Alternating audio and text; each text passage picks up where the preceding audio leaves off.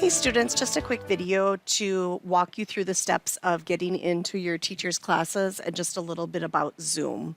Some of the things that you might see on my screen, you may not see on yours just because I'm signed in as a teacher. So the first thing that you'll do is you'll actually open up Schoology and go to your class. Each class should have a number up at the top for Schoology. This is the number that you will need to enter to gain access to that teacher's classroom. So then I'm going to open up Zoom. And all you're going to do is click on Join a Meeting. And you're going to enter in the code that's in Schoology.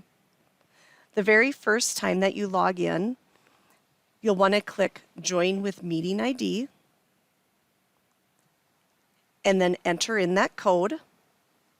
After the first time you have entered the code in, the next time your class meets, you'll just click this little drop down. And then all of your teachers will show up at the bottom. You click on their name and click Done, and it will automatically load their personal ID number for their course, and then you'll click Join. Once you click Join, you're going to be in what's called a waiting room. You'll get a screen that looks like this that just says, waiting for the host to start this meeting.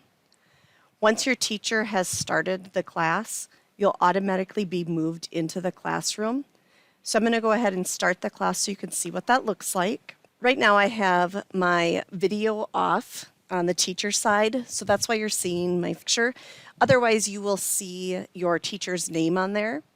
As you enter in the classroom, you should be muted and your video should be also off. Make sure you leave both of those off.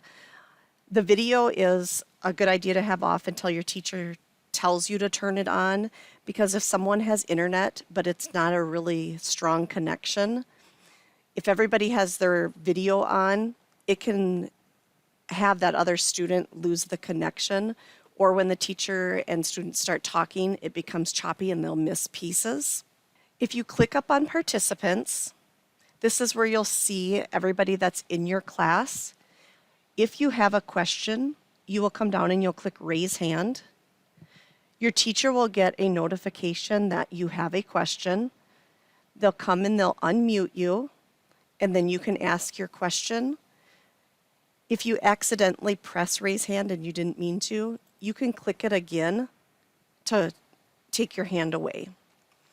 You also have some other nonverbal icons here. You have yes and no, go slower, go faster. And if you click on more, you have a thumbs up, thumbs down, and then a hand clap. So these are some things that your teacher might say. If everybody can hear me, put a thumbs up, and that's where you'll go to do that. If you come down and you click on chat, this is where you'll be able to send a message directly to your teacher by clicking here. And you'll notice that the only one that you can send a private message or direct message to is your teacher. Otherwise, you can send it to everyone in the class. Your teacher will go over when you should use the chat. It's not like text messaging or Snapchat. You'll want to only use it when your teacher says that you should. So if they would ask a question that they want everybody to privately message the teacher, you would come down to send to host, and then you would answer the question here and it will go directly to your teacher. When your teacher shares a screen with you, so this is the whiteboard app. Depending on the teacher, you may or may not be able to manipulate this. So right now, as the teacher, I can write on it, but if I go to my iPad and try to write, that setting is off. So when the teacher stops sharing, that will close for you on your screen, and it'll go back to your teacher's video. It's pretty easy to use. If you have any troubleshooting issues where your microphone's not working or you can't hear your teacher, what you'll want to do is leave the meeting. So you'll leave the classroom by clicking this. I would tell your teacher first why you're leaving. Click Leave Meeting, and then when you sign in again, there is an option that you can test your audio. That's something that I would do every time.